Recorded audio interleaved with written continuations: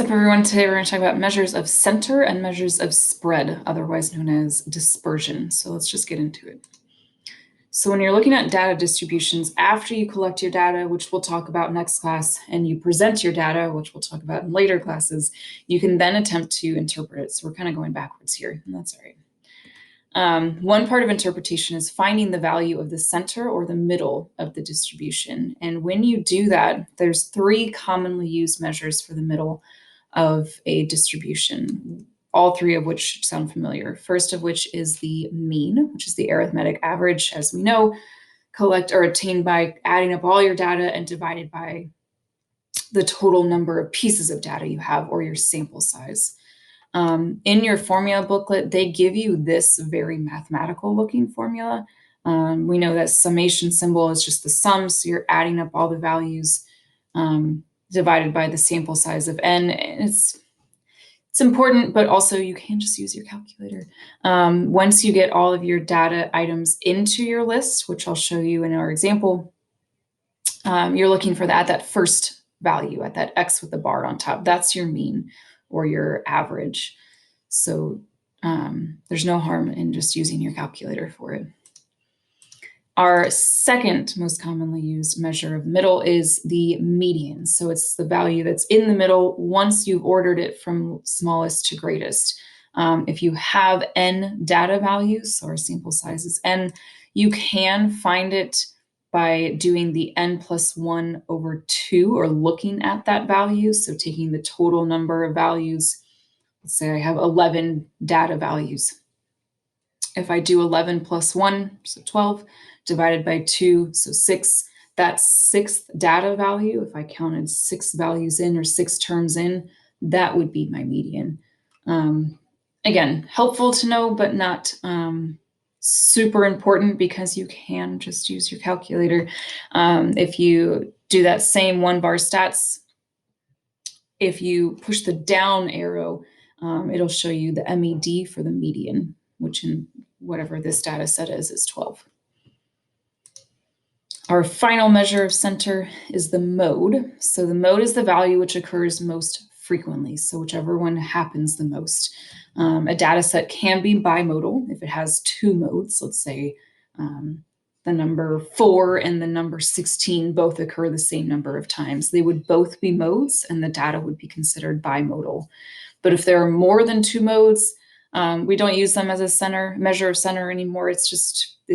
There's too many things to look at. So it can be a singular mode, or there can be 2 modes, but that's it. There can't be more than that.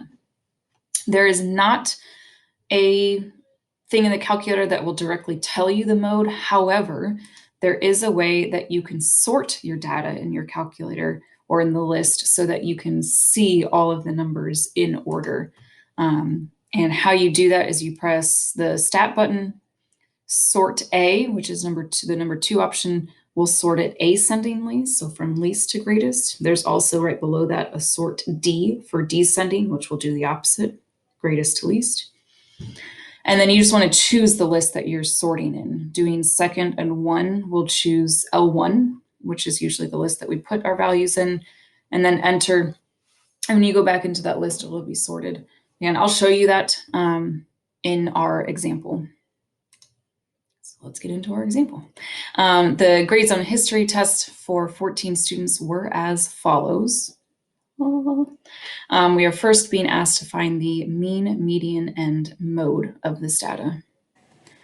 All right, so in my calculator, when I want to find those, the mean, median, mode for the grades on the history test, I'm going to go to Stat, Edit. If you already have data in here like I do, you can go up and hit Clear and Enter, and it'll clear out the list for you. And then I'm going to enter in the data values. And so I have all my data values in. If you want to double check to make sure you have the right amount, if you look at that last data value, it'll tell you the number of, like, where in the sequence it is. That is our 14th data value, and we had 14 students test scores, so I know I'm good to go. Finding the mean and the median, I'm going to go back into Stat, put over to Calc, and choose that 1-bar stats.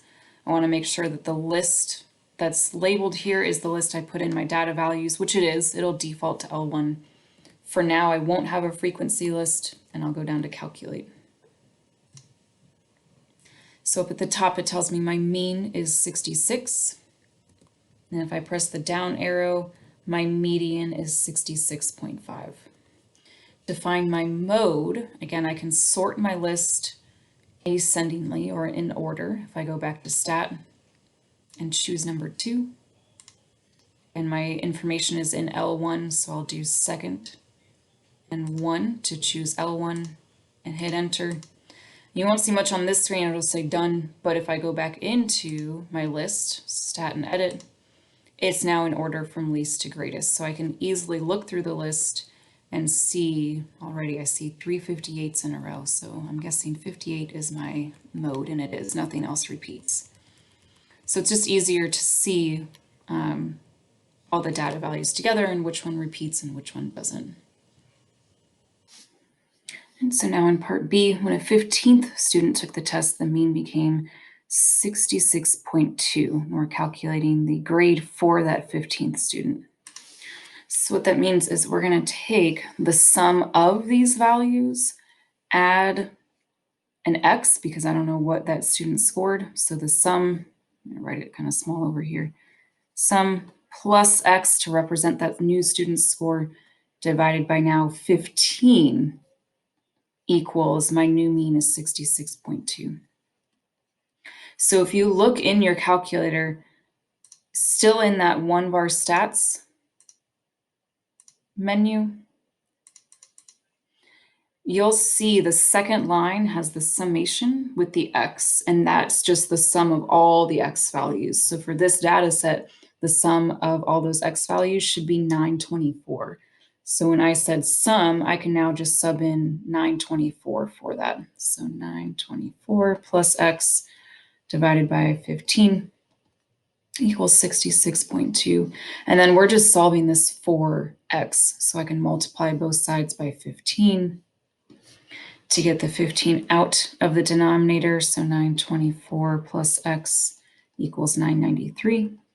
And then subtract 924 from both sides to get that 15th score was a 69.